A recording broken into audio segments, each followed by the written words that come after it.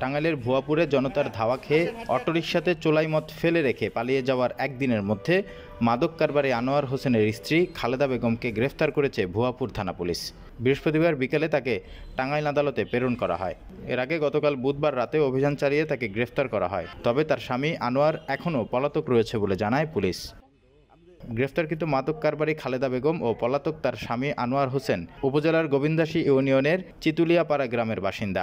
Police স্থানীয়দের বরাতে জানায় তারা দীর্ঘদিন ধরে বিভিন্ন মাদক কারবারির সঙ্গে জড়িত।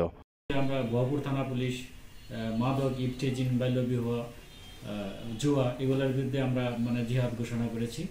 আমরা প্রতিনিয়ত এগুলোর বিরুদ্ধে বিভিন্ন বিটে বা ইউনিয়নে মহল্লায় আমরা আইনশৃঙ্খলা মিটিং অব্যাহত রেখেছি।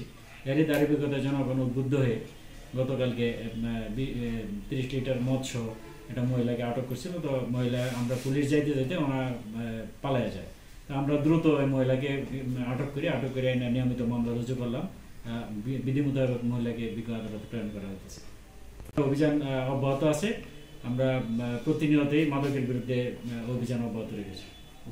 উল্লেখ্য, গত বুধবার 22 জানুয়ারি সকালে উপজেলার গোবিন্দাসী ইউনিয়নের চিতুলিয়াপাড়া গ্রামের একটি মসজিদের সামনে অটোরিকশা থেকে 10 ব্যাগ চোলাই মদ উদ্ধার করে জনতা। পরে মাদক কারবারি স্বামী স্ত্রী পালিয়ে যায় এবং অটোরিকশা আগুনে পুড়িয়ে দেন বিক্ষুব্ধ জনতা।